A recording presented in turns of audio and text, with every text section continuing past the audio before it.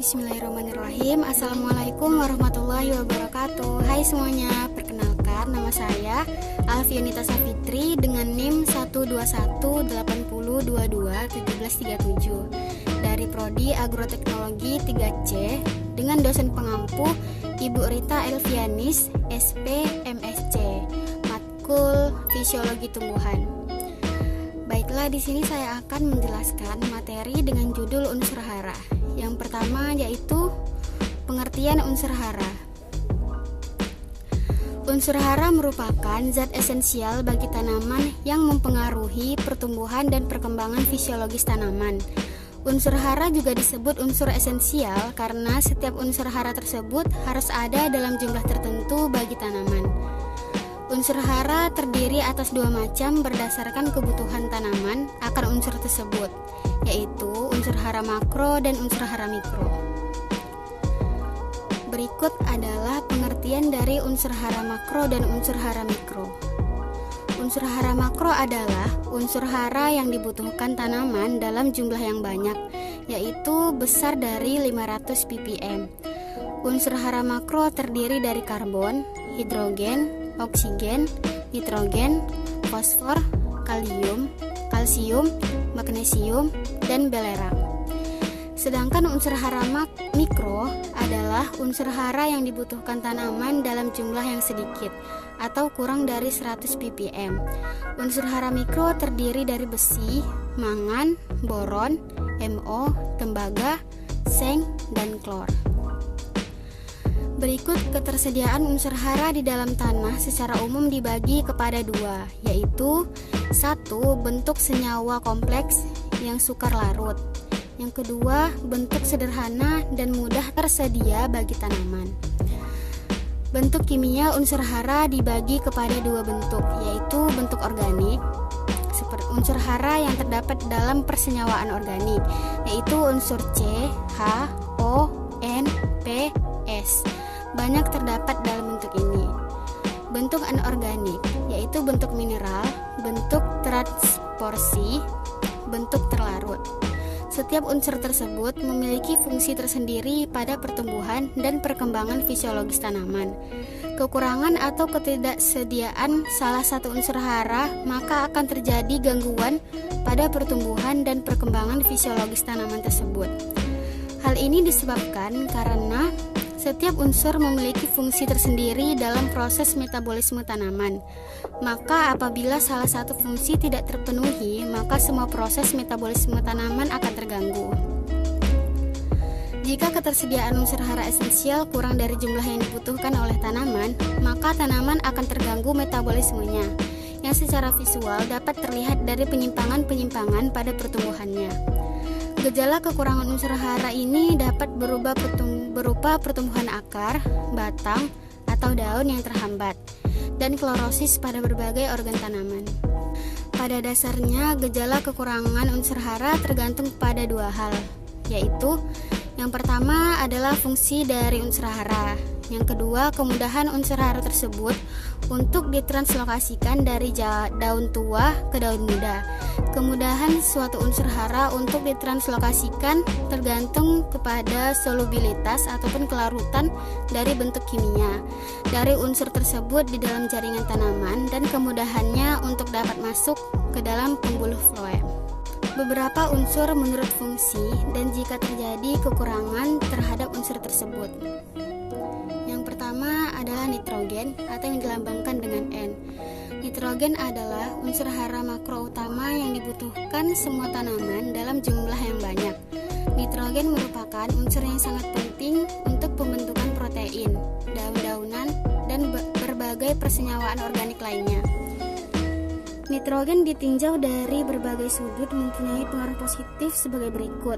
Yang pertama, besar pengaruhnya dalam menaikkan potensi pembentukan daun-daun dan ranting. Yang kedua, mempunyai pengaruh positif terhadap kadar protein pada rumput dan tanaman makanan ternak yang lainnya. Yang ketiga, pada berbagai tanaman gandum menaikkan kadar protein pada butir gandum. Berikut gejala kekurangan unsur N. Warna daun yang hijau agak kekuningan, selanjutnya berubah menjadi kuning. Daun menjadi kering dan berwarna merah kecoklatan pada fase dewasa. Pertumbuhan yang terhambat ini akan berpengaruh terhadap pembuahan sehingga buahnya tidak sempurna. Umumnya menjadi kecil dan cepat matang.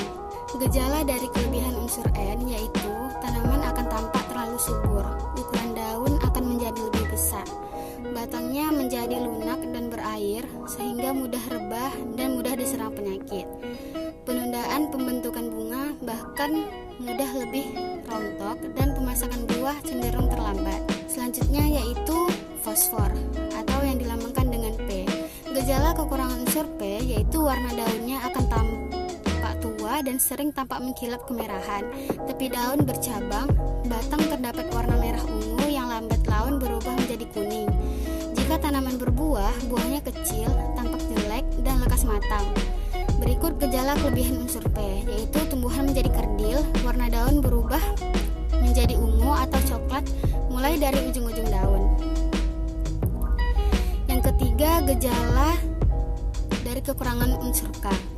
Daun terlihat lebih tua, batang dan cabang lemah dan mudah rebah. Muncul warna kuning di tepi daun yang sudah tua yang akhirnya mengering dan rontok. Daun mengeriting dimulai daun yang paling tua. Kematangan buah terhambat, ukuran buah menjadi lebih kecil dan mudah rontok. Yang keempat yaitu kalsium dengan lambang Ca. Kalsium penting untuk tanaman dan tanah. Kalsium merupakan bagian dari semua sel tanaman. Di dalam tanaman, ia bersifat immobial. Ia tidak bergerak dari daun-daun muda, sehingga menyediakan kalsium yang berkesinambungan sangat mutlak selama siklus hidup tanaman yang bersangkutan. Bagi tanah, kalsium yang seimbang jumlahnya dapat memperbaiki struktur tanah. Gejala kekurangan unsur Ca, tepi daun muda yang mengalami klorosis. Kuncup-kuncup muda akan mati karena perakarannya yang kurang sempurna. Kalaupun ada daun yang muncul, warnanya akan berubah dan jaringan di beberapa tempat pada helai daun akan mati. Gejala kelebihan unsur Ca, akar tanaman tidak mampu tumbuh memanjang dengan cepat, lalu menghalangi pertumbuhan serta mekarnya daun-daun muda dan pucuk-pucuk. Yang kelima yaitu magnesium dengan lambang Mg. Gejala kekurangan unsur Mg yaitu daun mengalami klorosis dan tampak ada bercak-bercak coklat. Daun yang semula hijau segar menjadi kekuningan dan tampak pucat. Warna kekuningan ini pun timbul di antara tulang-tulang daun. Daun mengering dan kerap kali langsung mati. Berikut adalah gejala kelebihan unsur Mg, yaitu daun berwarna kuning. Hal ini terjadi karena pembentukan klorofil terganggu. Pada tanaman jagung, kekehatan Mg terlihat pada daun. Adanya garis-garis kuning yang agak menonjol, sedangkan pada daun-daun muda keluar lender, terutama bila kekehatan sudah berlanjut. Yang keenam yaitu belerang dengan lambang S. Belerang diserap oleh tanaman sebagai anion SO42-.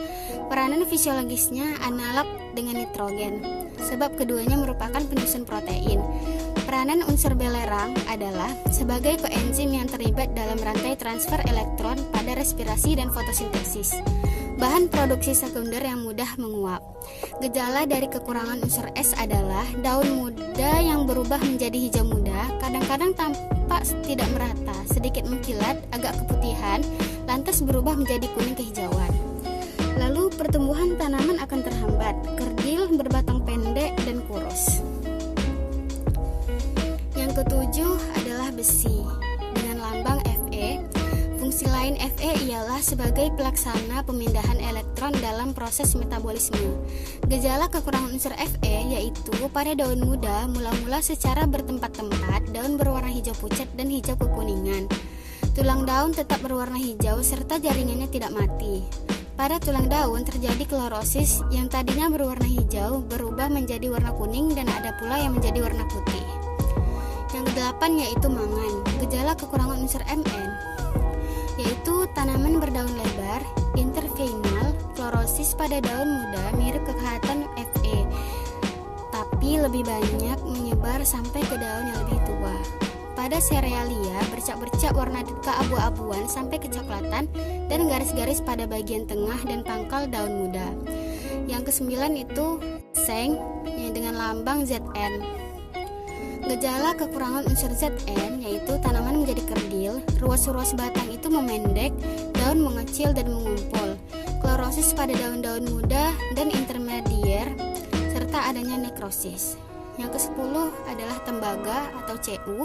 Fungsi dan peranan CU antara lain mengaktifkan enzim sitokrom oksidase, askorbit oksidase, asam butirat, fenolase, dan laktase, berperan dalam metabolisme protein dan karbohidrat, berperan terhadap perkembangan tanaman generatif, berperan terhadap fiksasi N secara simbiosis dan penyusunan lignin. Gejala dari kekurangan unsur CU adalah pembungaan dan pembuahan terganggu, warna daun muda kuning dan kerdil, daun-daunnya lemah, layu dan pucuk mengering serta batang, tangkainya pun lemah. Yang ke-11 yaitu molybdenum. Fungsi MO adalah tanaman mengaktifkan enzim nitrogenase, nitrat reduktase, dan santin oksidase. Gejala kekurangan unsur MO yaitu pertumbuhan tanamannya terhambat, daun menjadi pucat dan mati, pembentukan bunga terhambat. Yang ke-12 yaitu boron dengan lambang B. Fungsi boron dalam tanaman antara lain berperan dalam metabolisme asam nukleat, karbohidrat, protein, fenol, dan auksin. Gejala kekurangan unsur B, pertumbuhan terhambat pada jaringan meristematik ataupun pucuk akar, mati pucuk, mobilitas rendah, buah yang sedang berkembang sangat rentan terserang penyakit. Yang ke-13 yaitu klor dengan lambang Cl. Klor berfungsi sebagai pemindah hara tanaman, meningkatkan osmosis sel, mencegah kehilangan air yang tidak seimbang, memperbaiki penyerapan ion lain untuk tanaman kelapa dan kelapa sawit, dianggap hara makro yang penting. Juga berperan dalam fotosistem 2 dari proses fotosintesis, khususnya dalam evolusi oksigen. Berikut gejala kekurangan unsur Cl, yaitu pola percabangan akar abnormal, gejala wilting atau daun lemah dan layu, warna keemasan pada daun. Pada tanaman kol, daun berbentuk mangkuk. Jadi dari pembahasan yang di atas dapat disimpulkan bahwa unsur hara merupakan zat esensial bagi tanaman yang mempengaruhi pertumbuhan dan perkembangan fisiologis tanaman dan tidak dapat digantikan oleh apapun. Nah, berikut adalah contoh beberapa gambar dampak dari kekurangan unsur-unsur hara. Sekian dari hasil presentasi saya. Mohon maaf apabila ada kesalahan dan kekurangan. Terima kasih. Wassalamualaikum warahmatullahi wabarakatuh.